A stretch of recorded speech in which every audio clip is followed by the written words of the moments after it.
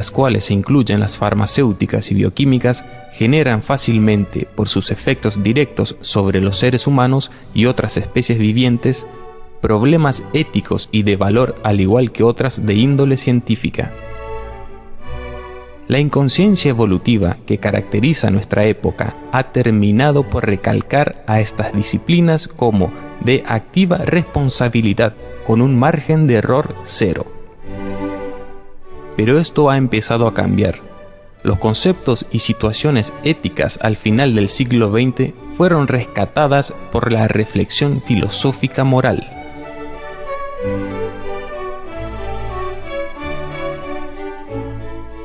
Las ciencias farmacéuticas y bioquímicas requieren, al igual que la medicina, reflexiones disciplinadas y sistemáticas sobre esos problemas, los cuales en las últimas décadas se han multiplicado paralelamente a los notables cambios que han experimentado tanto la naturaleza del ejercicio profesional como la educación y la investigación en estas disciplinas, problemas de los cuales se ocupa la bioética, una de las llamadas éticas aplicadas.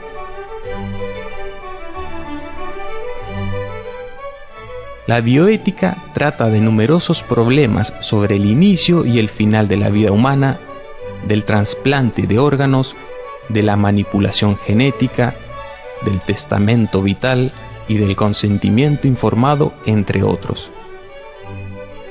La globalización y los cambios culturales en la actualidad hacen que emerjan nuevos problemas bioéticos, como los resultantes de la utilización del genoma humano, los cambios en el medio ambiente, la ecología amenazada y la evolución del ejercicio profesional en la farmacia, la bioquímica, la genética, la investigación bioquímico-molecular, la medicina, por citar algunas. Consecuentemente, estas nuevas aplicaciones han suscitado inquietudes específicas de naturaleza ética. Entre ellas, por ejemplo, el empleo de animales de laboratorio, los ensayos clínicos en grupos humanos especiales de riesgo. Señor Simpson, entienda que esto puede provocar pérdida de cabello y ligero retraso mental. Sí, venga el líquido. El uso de indicadores sustitutos o secundarios, la investigación con células y tejidos humanos, la participación en las investigaciones en farmacoterapia génica y sus controles, la creación y aplicación de los animales transgénicos, la utilización de células madre y embriones humanos en la clonación. Hablaremos entonces de bioética.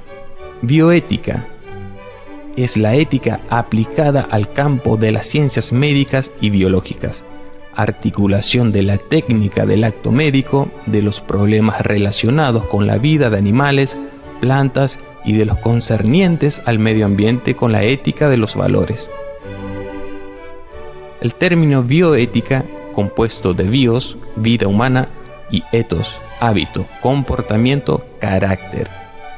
Entonces, el término bioética es afortunado en cuanto parece intentar unir la vertiente científica con la humanística.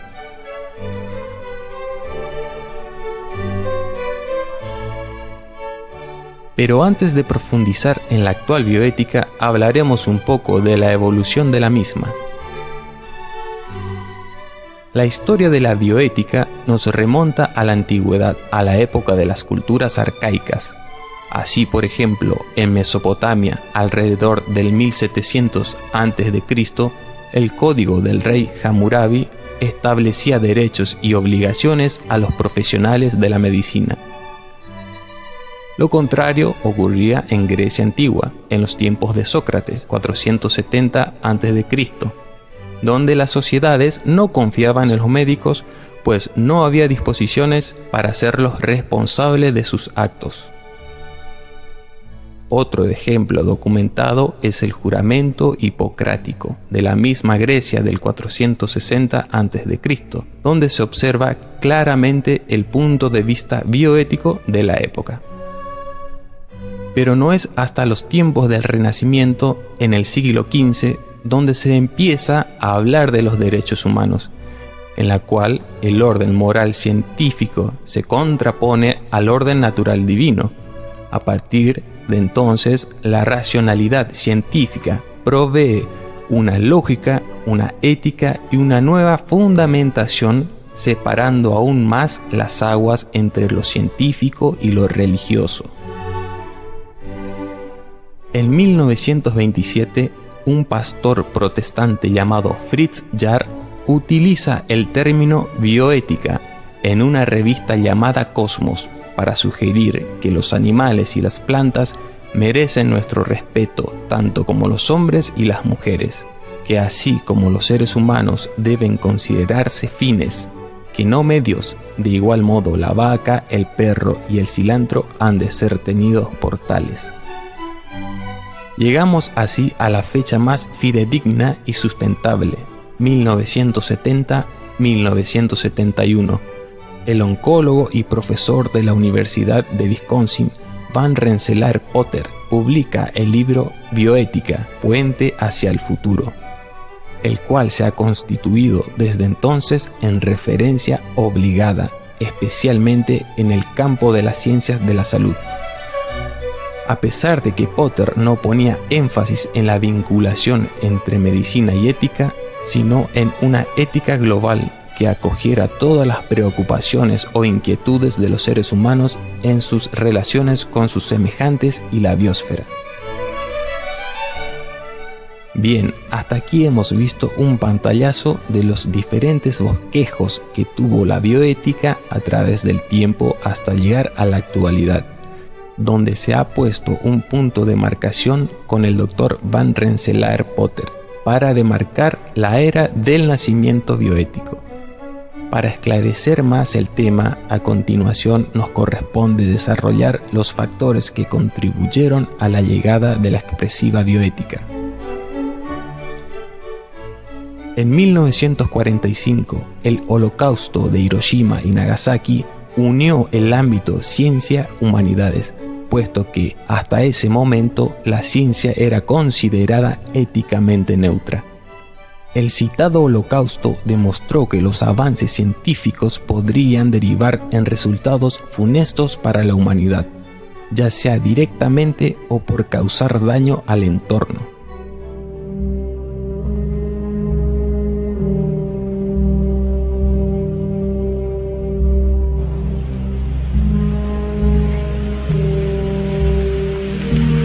We have spent more than $2 billion on the greatest scientific gamble in history, and we have won.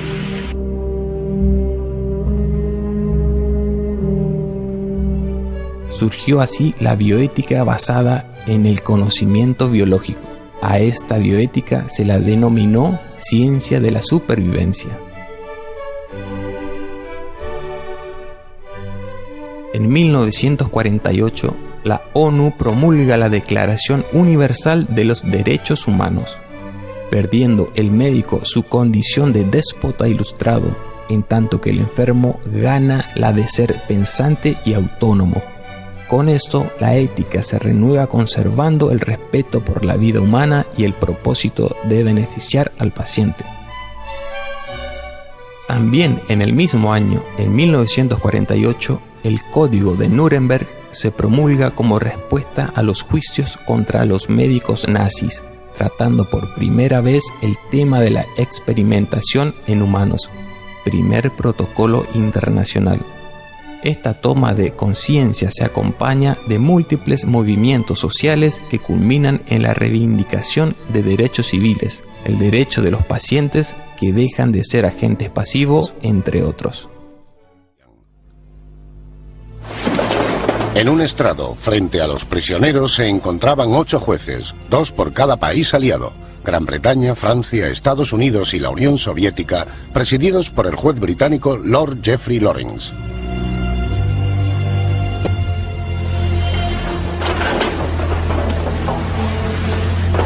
Tras los comentarios iniciales, los fiscales leyeron los cargos. Fue necesaria toda una mañana para describir los 4 cargos. 1. Conspiración para tomar el poder y establecer un régimen totalitario en Alemania. 2. Iniciar y librar una guerra ofensiva. 3. Crímenes de guerra llevados a cabo en países ocupados por las fuerzas armadas germanas y en alta mar. Y 4. Crímenes contra la humanidad, esclavitud y exterminio por motivos raciales y religiosos. Los jueces pidieron a los acusados que se levantaran y declararan su culpabilidad o inocencia. Hermann Göring fue el primero en tomar la palabra. Bevor ich die Frage des Gerichtshofes beantworte, ob ich mich schuldig oder nicht schuldig bekenne, I informed the court that defendants were not entitled to make a statement. You must plead guilty or not guilty. Bekenne mich im Sinne der Anklage nicht schuldig.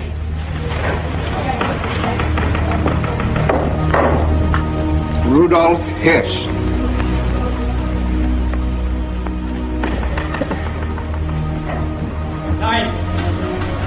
En 1957 se utiliza por primera vez el término consentimiento informado. El Tribunal Supremo de California dictaminó y expresa el derecho de los pacientes a informarse sobre los procedimientos médicos que podrían recibir y a decidir libre y voluntariamente si desean ser o no tratados. ¿Parezco una idiota? ¿No? ¿Cómo funciona tu inhalador?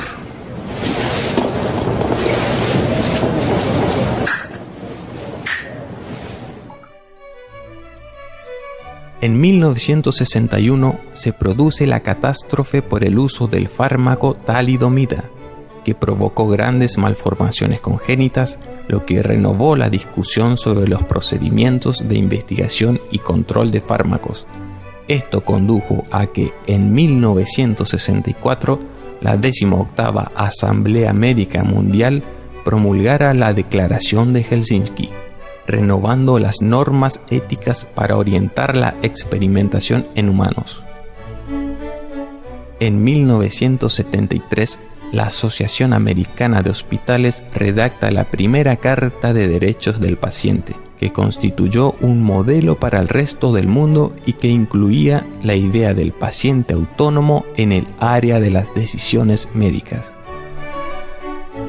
En 1978, el informe de Belmont, formulada por la Comisión Nacional para la Protección de los Sujetos Humanos en el campo de la bioética y del comportamiento, protegiendo a los sujetos que participaren en experimentación biomédica sobre la base de los principios de autonomía, beneficencia y justicia. Por último, en la década de los 80 hasta la fecha actual, los avances en ingeniería genética y el desarrollo del proyecto del genoma humano, así como la manipulación de los inicios de la vida, han producido nuevas inquietudes que obligan a buscar nuevas respuestas, lo que hace más obligatorio aún el manejo de la bioética. Bien, hemos culminado hasta aquí con el concepto de bioética y cómo fue desarrollándose la misma. Ahora pasaremos a explicar